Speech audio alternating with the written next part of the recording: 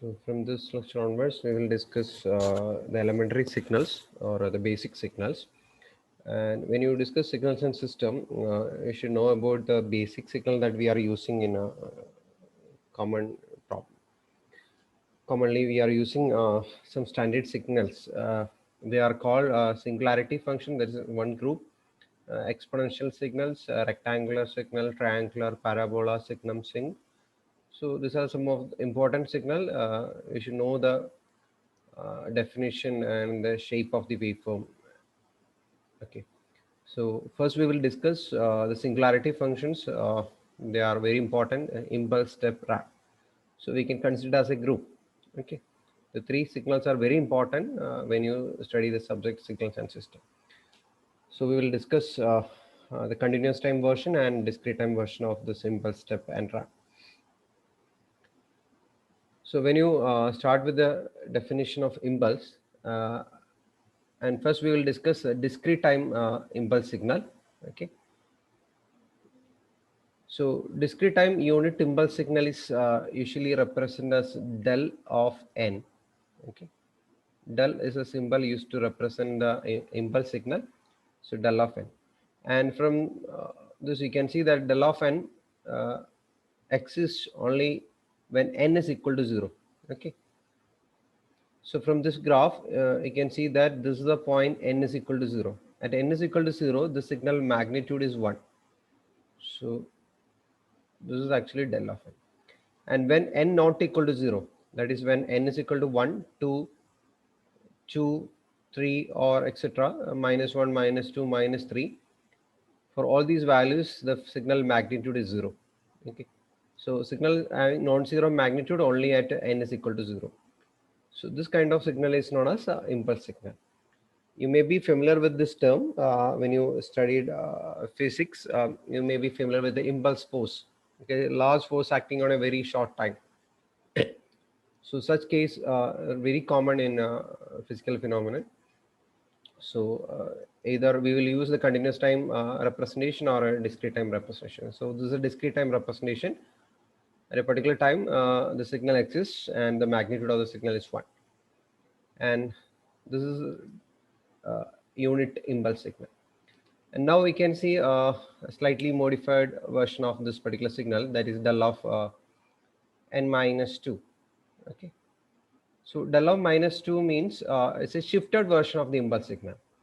So if it is a shifted version of impulse signal, we can write the definition like this: del of n minus 2 is also equal to 1, because del of n, if we, here it is n, so we'll define for n is equal to 0. Now here it is given n minus 2, so we can write it's n minus 2, and this function is having non-zero magnitude then equal to 1 for n minus 2 equal to 0. Or if you rearrange this, you will get n is equal to 2. So we can say that del of n minus 2 is equal to 1 when n is equal to 2. And similarly, you can write 0 when n not equal to 0.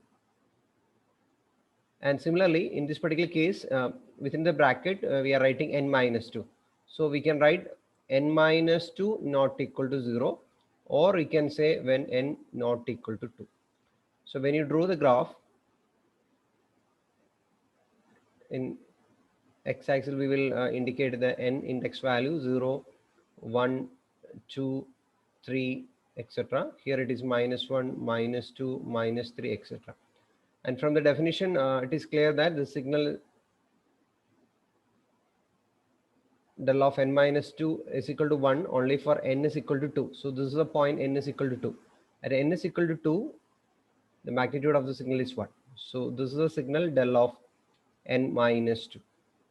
Or in other words, we can see that this is a shifted version of del of n. So here you can see the del of n exists at n is equal to 0. And if you shift the signal 2 unit right, you will get del of n minus 2. So this is a shifted version of the signal. Similarly, you can draw del of n plus 2, del of n plus 3, or in general del of n minus k, etc. Okay. And when you discuss the discrete time signal, there is a property connected with the del of n signal. We'll also discuss that, and the related proof we will discuss later. Okay, so here this is a del of n signal. So I can write a property known as a sampling property.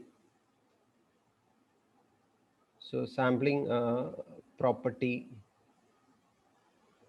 of discrete time signal, which is written as x of n into del of n minus n0. Okay, if you are multiplying a signal x of n with del of n minus n0, you will get x of n0 into del of n minus n0. Okay, so this is a very important property. Later we'll do problem related to this. Okay, I'll give you a brief idea about what is the expression. For example, if the signal x of n is something like this: 0, 1, 2, and minus 1, minus 2, etc. And assume that at minus 1 the signal magnitude is 2, at 0 signal magnitude is 1, and at 1 the signal magnitude is 3. Okay, so this is a case. So this is the signal x of n, and assume that there is another signal which is del of n plus 1.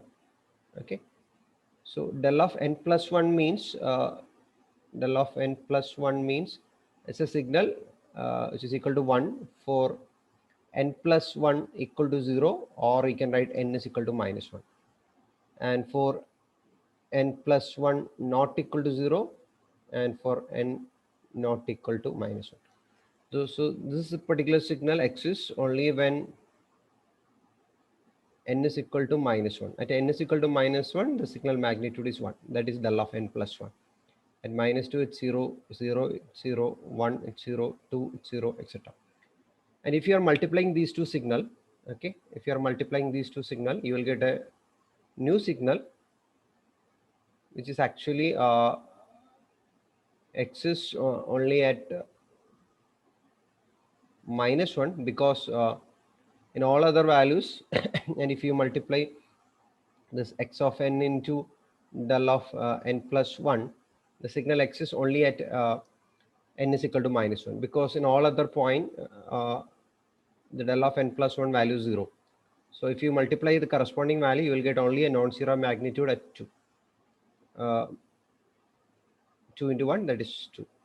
But in order to represent the signal which exists at n is equal to minus 1, okay, you need to use the definition del of n minus 1. Okay, so this 2 is actually the magnitude of x of minus 1. So you can write like this. So by using the property, you can write x of minus 1 into del of n plus 1. Okay, or del of n is 1 minus 1. If you compare with the property, you can see like this. Okay, so this x of minus 1 is 2. So 2 into del of n minus 1. Here n0 is minus 1. So that's why we are writing the property x of n0 into del of n minus n0. So we will discuss other properties later. Now we'll discuss discrete time unit step signal. So discrete time unit step signal is normally, or step signal is usually represented by the letter u, and for the discrete time signal it's u of n. And when you write u of n which is equal to 1 for n greater than or equal, it's very important, you should write n greater than or equal, not simply n greater than 0. Why? Because if n greater than 0 means, okay, it is an index value, okay, n is an integer, so 0, 1, 2, etc. And if n greater than 0 means that is 1. So that's why there can be a mistake. So always remember that n greater than or equal to 0, and we already considered 0 point. So when it's 0, it's n less than 0, means from minus 1 onwards. So if you refer this particular graph, you can see that the function magnitude is 1 from 0 onwards. Okay, 0 it is 1, at 1 again it is 1, 2 it is 1, 3 it is 1, because when n greater than or equal to 0, from 0 onwards towards right, the function magnitude is 1. It will continue like this. Towards left, that n less than 0. N less than 0 means -1, -2, -3, etc.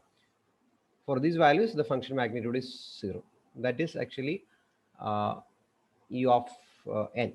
And if you write any shifted version of the signal, I can represent the signal. For example, if you write u of n minus 2, okay, which is a shifted version of the discrete time step signal, it's equal to 1 for, see, if you refer this particular equation, you can see that if the within the bracket, if the variable is n, you will write that n greater than or equal to. Okay, so now in place of n, here it is n minus 2. So you need to write the condition like this: n minus 2 greater than or equal to 0. Or if you rearrange this, you can consider as equal sign. So you can change this n greater than or equal to 2. Okay. In some cases, there will be difference. Otherwise, we can consider as equal sign also. Okay. So n minus 2, we can bring minus 2 to the right. So it becomes plus 2. So n greater than or equal to 2. And 0 for function is 0 for n minus 2 less than 0, or you can write n less than 2. So when you draw this particular graph, okay, this is 0, this is 1 and 2, 3, -1, -2, 4, etc.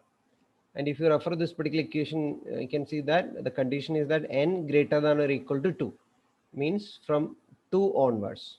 You need to consider 2 also, because n is equal to 2 or greater than.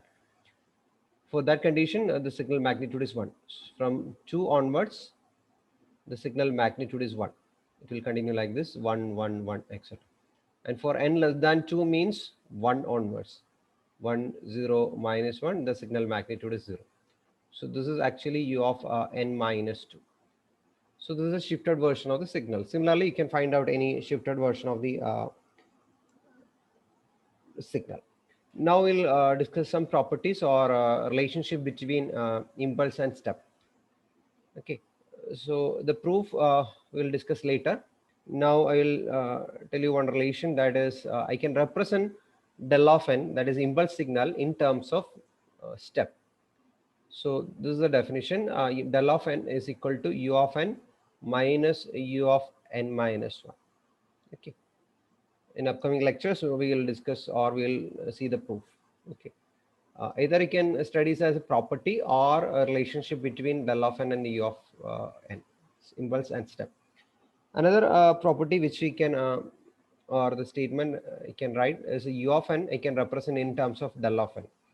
U of n is given by k is equal to 0 to infinity del of n minus k. This is one relation. Or u of n, you can also write like this: sigma k is equal to minus infinity to n del of k. Okay, we will discuss the proof later. Now we can study this as a property or a representation of impulse in terms of step and step in terms of impulse. Okay, this is a discrete time impulse signal. So here you can see that discrete time impulse signal can be represented as a first difference of the discrete time step signal. Okay, first difference of the discrete time impulse signal. Okay, and now we'll discuss the ramp signal. Okay, there is a next signal, basic signal, that is ramp, unit ramp signal. And usually we'll use the letter R of n to represent discrete time ramp signal. And the discrete time ramp signal is defined as R of n is equal to n for n greater than or equal to 0. That is, the function magnitude is equivalent to the index value. That is when n greater than or equal. So this is the n values. So here you can see that here n is equal to 0. If n is equal to 0, the function magnitude is 0. If n is equal to 1, the function magnitude is 1. If n is equal to 2, the function magnitude is 2. If n is equal to 3, function magnitude is 3. There is a meaning of r of n is equal to n for n greater than or equal to 0, and 0 for n less than 0. Okay, and from minus 2, minus 3, etc., the function magnitude is 0. So this is actually r of n. And now we'll see what is the difference between r of n, or simply there is a signal x of n is equal to n for all n. Okay, what is the difference between these two signals? So if you draw this particular signal, 0, here it is 1, here it is 2, 3, here it is minus 1, minus 2, minus 3, etc. And if x of n is equal to n for all n, means here there is a condition for n greater than or equal to 0, the function magnitude is n, otherwise 0. But here the function magnitude is n for all n. So at n is equal to 0, it's 0. At n is equal to 1, it's 1. At n is equal to 2, it's 2. At n is equal to 3, it's 3, etc. up to infinity. When n is equal to minus 1, it becomes minus 1. When n is equal to minus 2, it becomes minus 2. When n is equal to minus 3, it becomes minus 3. So this is actually x of n is equal to n for all n, or all values of n. Now if you multiply this signal with u of n, so you already discussed the definition of u of n. U of n means the signal which exists the positive side from n is equal to 0 onwards, the function magnitude is 1. Okay, we've already discussed. And from minus 2, minus 3 onwards towards the negative side, the function magnitude is 0. Okay, and if you multiply these two signal, that is n into u of n, what you will get? Okay, if you multiply n with u of n, if you multiply these two signal, the negative side u of n is equal to 0, so you will not get any value for the resultant signal for the negative side. So which is equivalent to what? R of n. Okay, so we can write this is one of the definition of R of n, or we can say that R of n can be represented in terms of step. R of n is equal to n into u of n. This is one definition. Or we can write R of n is equal to n for n greater than or equal to 0, and 0 for n less than 0. Either you can use the first one or the second one. Okay, we can avoid the 2 limit if you use n into u of n. So this is actually discrete time RAM signal. So we got one more idea that all these signals can be, that is impulse can be represented using step, and step can be represented by impulse. Similarly, RAM can be represented using step signal. So there is an interrelationship between all these signals. Okay, that's why it's known as singular functions. Now we'll move on to the continuous time version of all these signal. So when you discuss the continuous time signal, the definition is not that much simple in the case of discrete time signal. When you discuss the unit impulse signal, it's also known as a Dirac delta function. Okay, so this name is also very common, Dirac delta function. So in the case of discrete time signal, discrete time impulse, you can simply write del of n is equal to 1 for n is equal to 0, and 0 for n not equal to 0. That is discrete time signal. Here it is n, 0, 1, 2, minus 1, etc. At n is equal to 0, the function magnitude is 1. That is del of n. This is for discrete time signal. Okay, now we are discussing about continuous time signal, and this is continuous time signal. So when you discuss continuous time signal, and there is one problem that the time axis is continuous, so we cannot directly specify a particular value t. So we will consider the signal, impulse signal, which exists near to this zero value, but I can consider as a small pulse, narrow pulse, which extend to minus t by 2, and t by 2. Okay, so this is a zero reference, and in continuous time signal we can approximate this impulse signal as a pulse or any other shorter waveform. So this will be convenient. So I will choose a rectangular or square pulse or rectangular pulse uh, whose left limit is extending to minus t by 2 and the right is t by 2, and assume that the amplitude of the signal is 1 by 2. So if you find the area of this particular signal, see here the width of the signal is actually t by 2 minus t by 2. So you'll get t by 2 plus t by 2, which is equal to t. So width of the signal is t and height is 1 by t. So I can simply find out the area of the signal. Area of the signal is 1 by t into t, which is equal to 1. So here I am going to choose a signal or a pulse whose area is equal to 1. Now I will put an approximation that limit this t value is tending to 0. If t is tending to 0 means the pulse is going to narrow and the width of the pulse is very small, because t is tending to 0 means t by 2 is again tending to 0, because again very small. Okay, so now the pulse is very small. Okay, is going very shorter way pulse, and if t is tending to 0, this 1 by t, okay, becomes 1 by 0, which is tending to infinity. So we can conclude that there's a pulse which is going to infinity at t is equal to 0.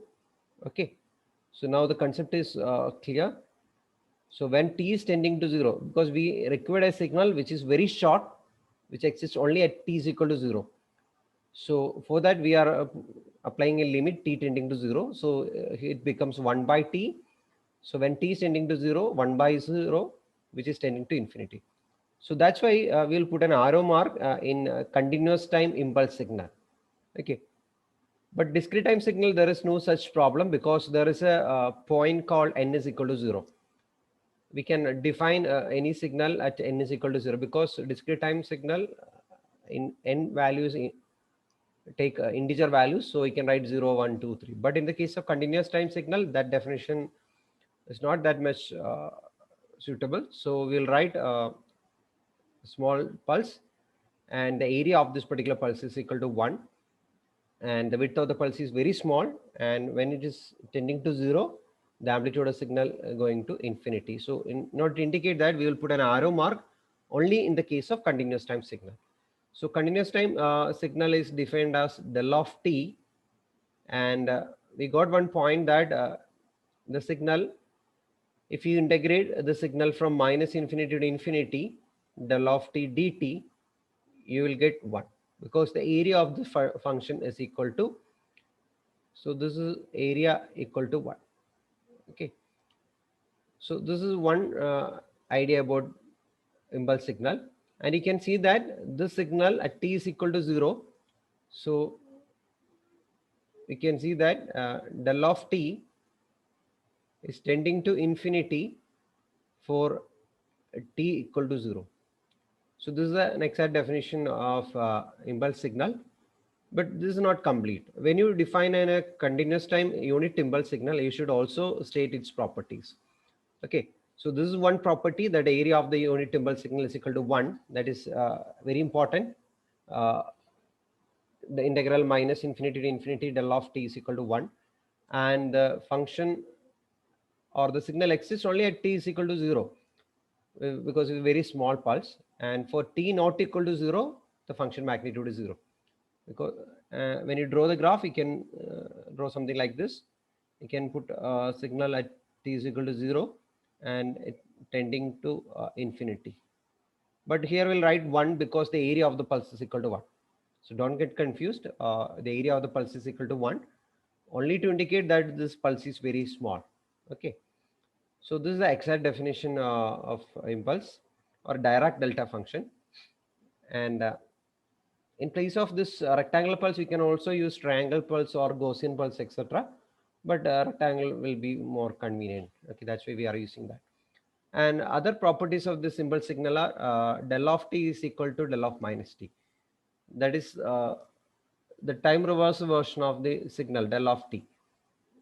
they are same, mean it's an even signal. So later we will discuss what do you mean even signal.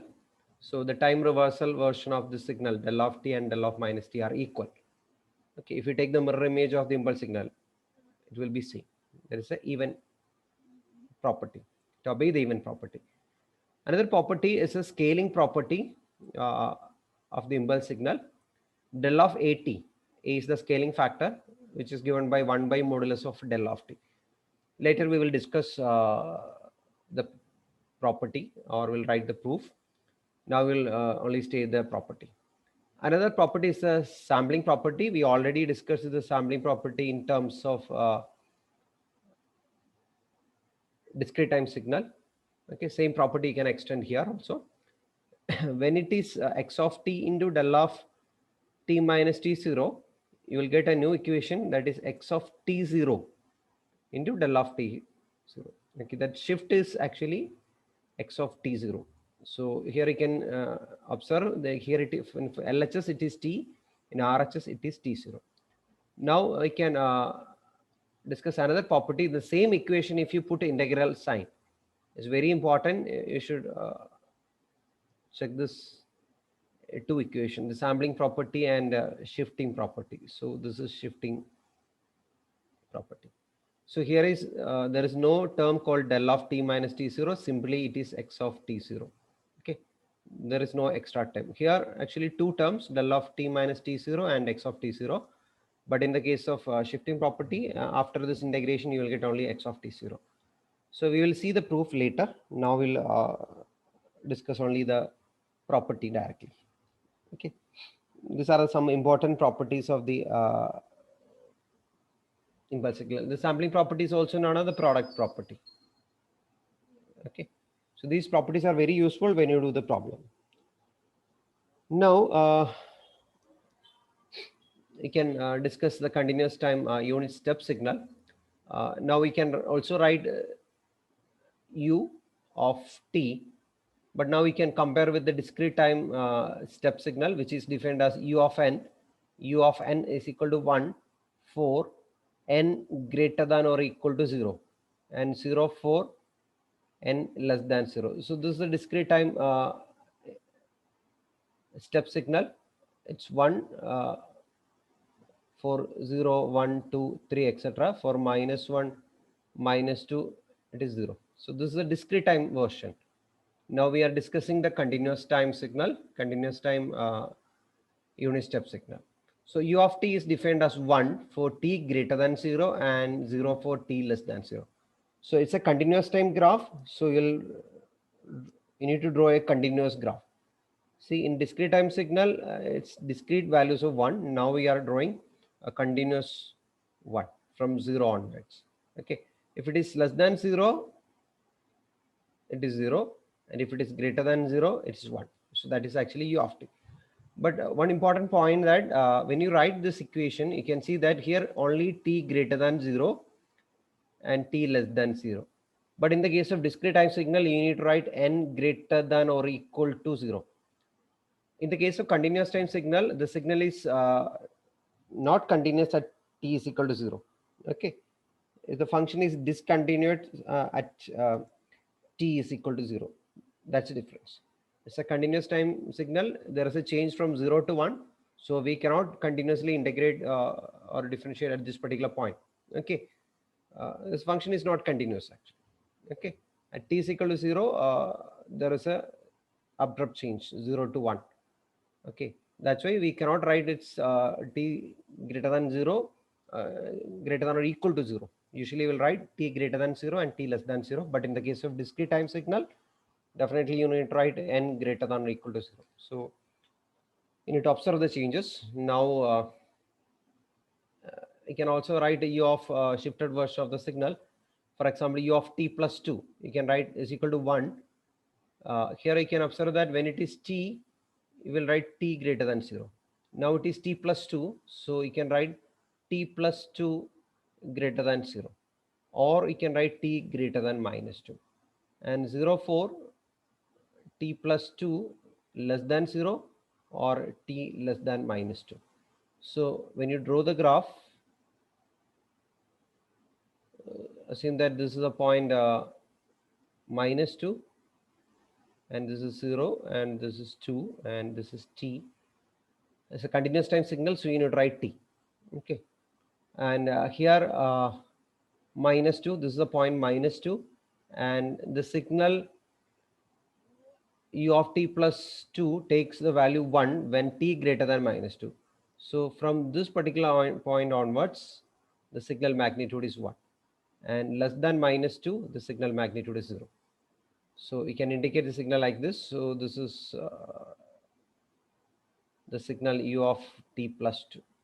Okay, from -2 onwards, the signal magnitude is 1. So this is a uh, uh, continuous time step signal. It's a shifted version. Okay, this is one of the example or shifted step signal, shifted left by 2 unit. Okay, now we'll discuss ramp signal. So if you write the ramp signal, the r of t is equal to t for t greater than or equal to 0, and 0 for t less than 0. And here continuous time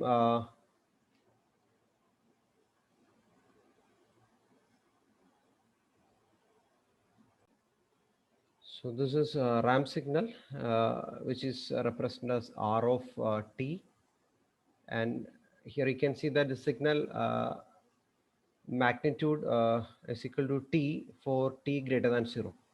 Okay, so from this particular point, the signal magnitude is 0. When t less than 0, it's 0.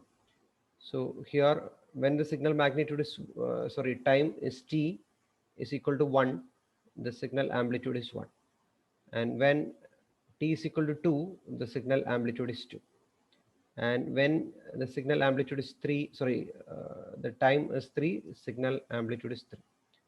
So it will be like this. Okay, r of t is equal to t for t greater than 0, and 0 for t less than 0. There is actually a ramp signal, and when you write the shifted version of the ramp signal, r of t minus 2, okay, you can try that. R of t minus 2 is equal to see here, r of t is equal to t for t greater than 0. Now you need to write in place of here it is t, so you'll write t and t greater than 0. Now in place of t, it is t minus 2, so you'll write t minus 2 for t minus 2 greater than 0, or you can write t greater than 2, and 0 for t minus 2 less than 0, or you can write t less than 2. So when you draw the graph, so time axis, this is 0, this is 1, 2, 3, here it is 1, 2, 3, 4, it is 4, 5, etc. See, the signal is from t greater than 0. It's a continuous time signal, so you can evaluate from this particular onward 2 plus, okay, 2 point something. Okay, at this particular point, anyway, you can evaluate from 2 onwards. So the signal magnitude is t minus 2. Okay, so at this particular point, t is equal to 2. Here t is equal to 2. So if you substitute in the equation, it becomes 2 minus 2. So that is equal to 0. At this particular point, 3, t is equal to 3 here. So t is equal to 3. So you can substitute here. It becomes 3 minus 2, which is equal to 1. So here the signal amplitude is 1. Okay. Now at 4, t is equal to 4. It's 4 by 4 minus 2. So you'll get 2, because t minus 2, here t is equal to 4. So 4 minus 2 is equal to 2. So at this particular point, you will get 2. And 5, t is equal to 5 means 5 minus 2, which is equal to 3. So you are getting a not a discrete time signal, you need to draw a continuous time graph, because it's not a discrete time signal. Okay, similarly, if you evaluate the signal for 2.5, it becomes 0.5. Okay, because at this particular point 2.5, it's 0.5. So if you draw this graph, it will be like this. So this is actually the shifted version of the ramp signal. Okay, right shifted by 2 units. Okay, the slope of the signal is again 1. Okay, this ramp, and again we can represent this impulse step and ramp that we will discuss in the next slide. Okay, so here we'll discuss 2 points. That is the relationship between ramp, step, and impulse, and we'll also discuss why they are called a singularity function.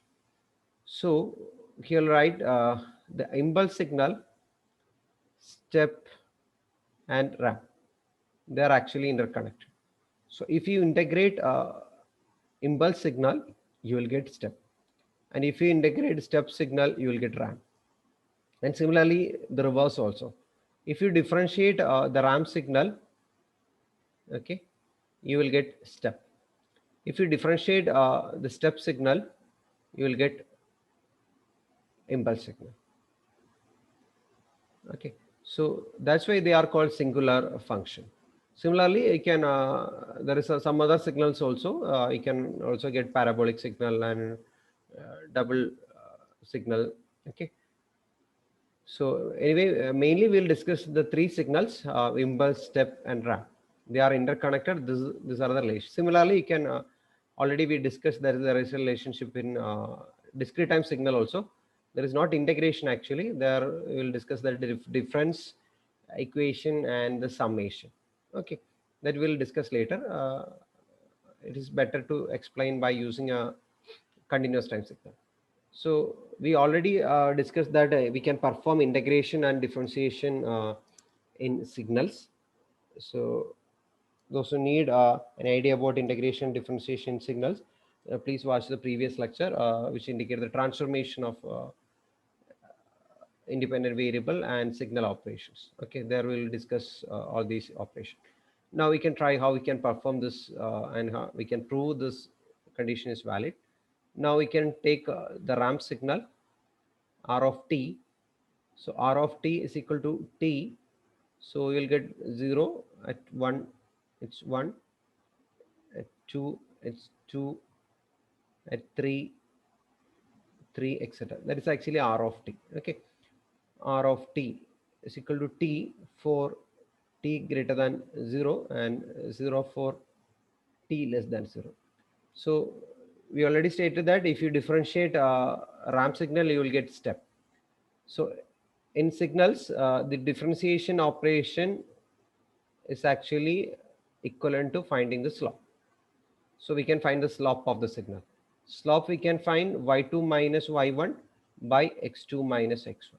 So if you differentiate a signal, so we need to differentiate the signal d by dt of r of t, means we need to find the slope of the signal. So we can find the slope from 0 to 1. Okay, so when you find the slope from 0 to 1, the line 0 to 1, so here the coordinates are 0 0. Okay, at this particular point the slope is, the values are 1 1. So now if you substitute in y2 minus y1 by x2 minus x1, it's 1 minus 0 by 1 minus 0. So you will get slope is equal to 1. That is from 0 to 1. If you differentiate the signal, you will get 1. That is actually slope of the line. Okay. Now we can try from 1 to 2. So 1 to 2 again, if you draw the line 1 to 2, here the point 1 1, and here it is 2 2.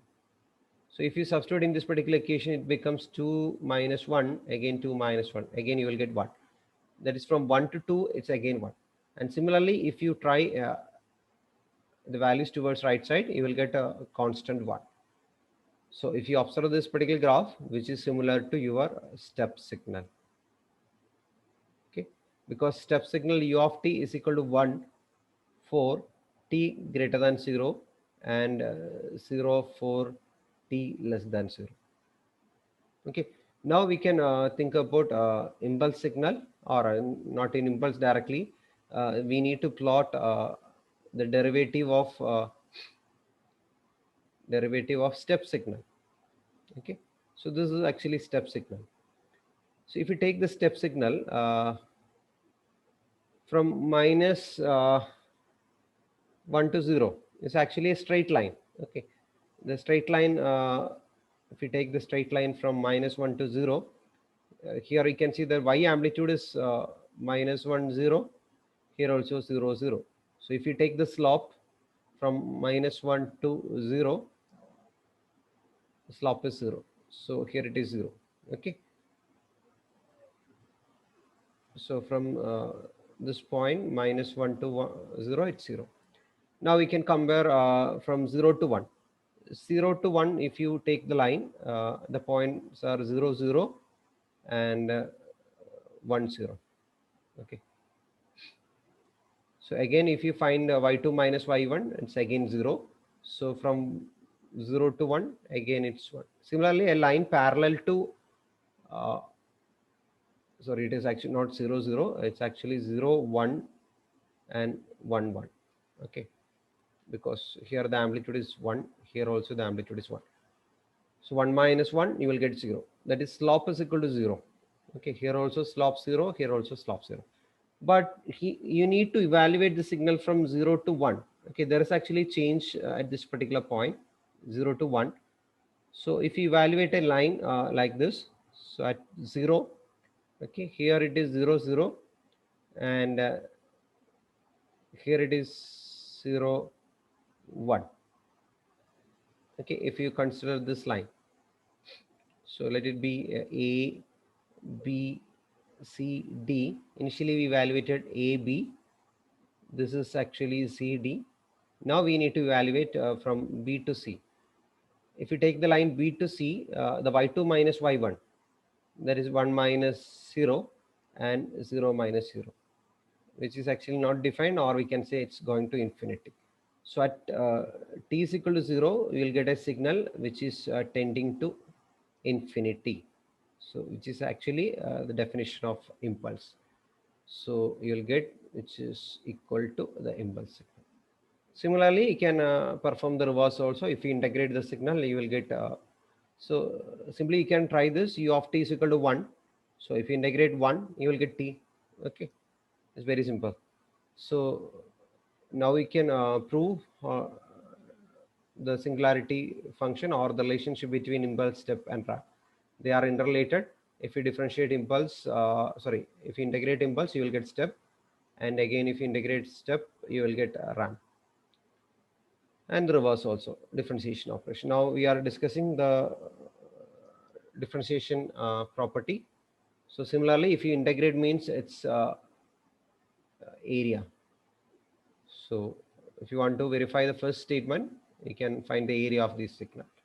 Okay, so this is the proof of singularity functions, or impulse, step and ramp.